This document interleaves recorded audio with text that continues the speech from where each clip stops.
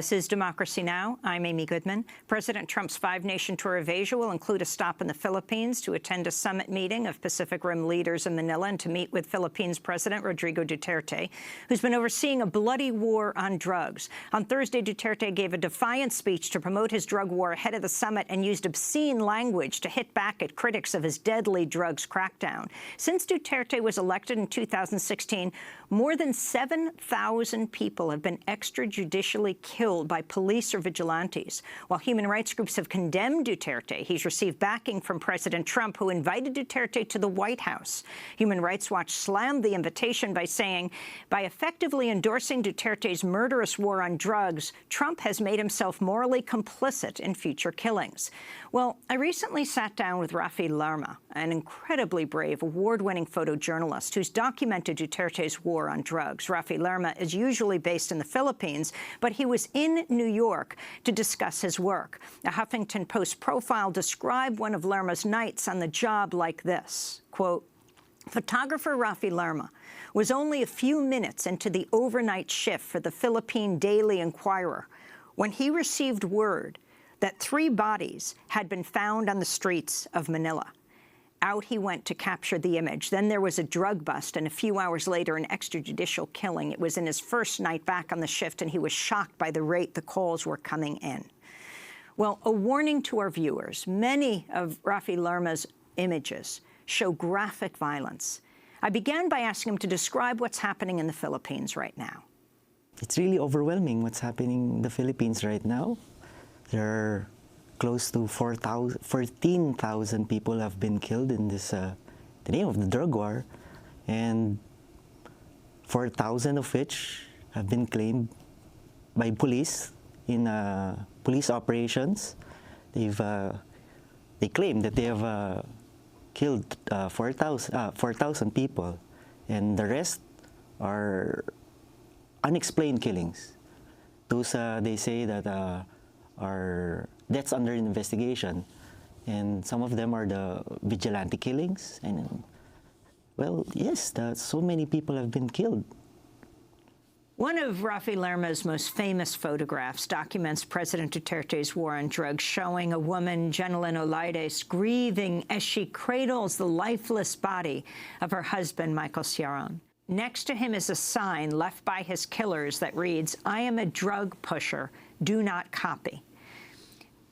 Rafi, your photo is known as the Pieta image, because it echoes the Pieta sculpture in the Vatican that shows the Virgin Mary cradling the dead body of Jesus. Talk about the night that you took this photograph. Well, I could remember still what happened that night. We came from another crime scene. Actually, Michael Ciaron was the 3rd killing that night out of 4. And I could already see that there was a strong picture. It's rarely you see a family member inside the police cordon and beside the victim. And she was holding on to her partner, Michael Ciaron. And when later on, I interviewed Jenilyn Olaides, and she told me she wanted to feel if the body of Michael Ciaron was still hot or warm, if he was still alive. And also I could remember still how she was telling us to stop taking pictures and just to help them. And how did you feel about that? To be honest, like a vulture. You felt like a vulture? Yes. And we were praying on the taking pictures, and we couldn't do anything.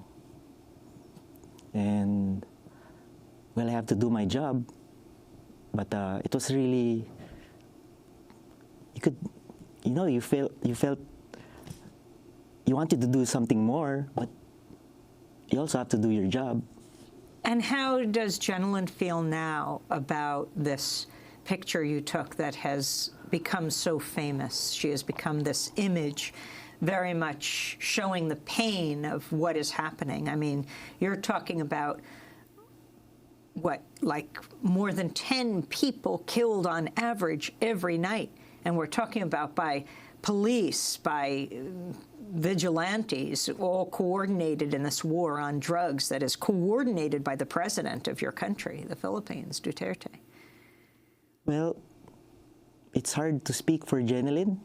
I'm still in contact with her and their family, but she would rather not remember it and remember what happened that night. She wants to, of course, forget about it and move on. But still, it's hard. Did she tell you about Michael and who he was? Of course. And I remember, too, that I think it was 4 days later, I went to the wake of Michael Sharon. And first, the family members were hesitant of letting media to the wake because first, of course, what happened that night, and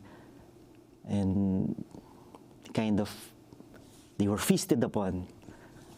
Everyone taking their pictures and film crews. It came about because of your photograph, which Duterte specifically addressed. Yes. Clearly, you got to him.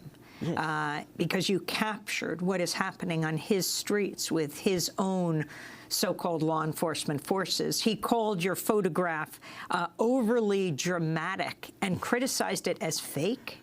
Yes, he did mention it in the State of the Nation address. He did mention that.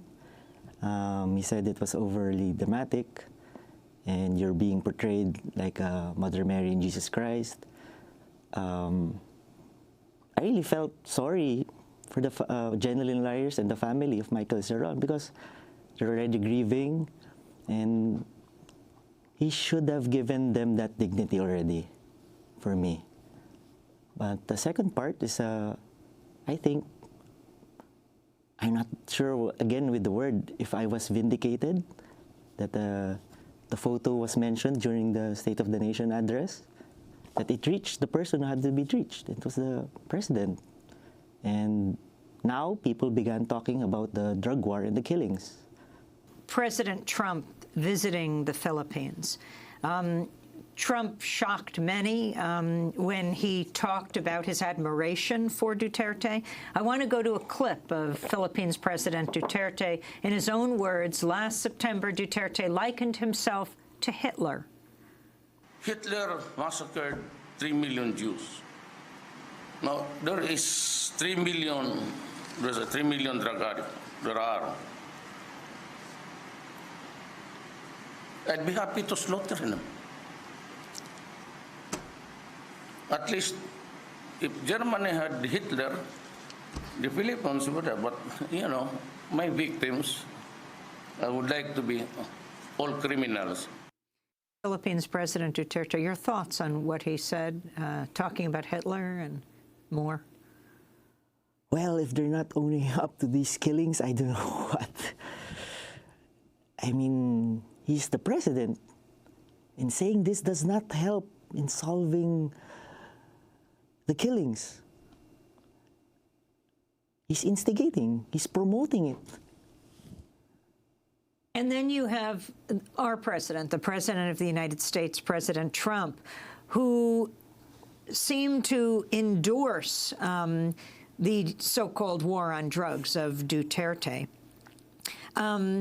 Duterte, who spoke with Trump by telephone, said Trump was quite sensitive to our worry about drugs. He wishes me well, said Duterte. In my campaign, he said, we're doing it as a sovereign nation the right way. And I want to share with you the words of President Trump.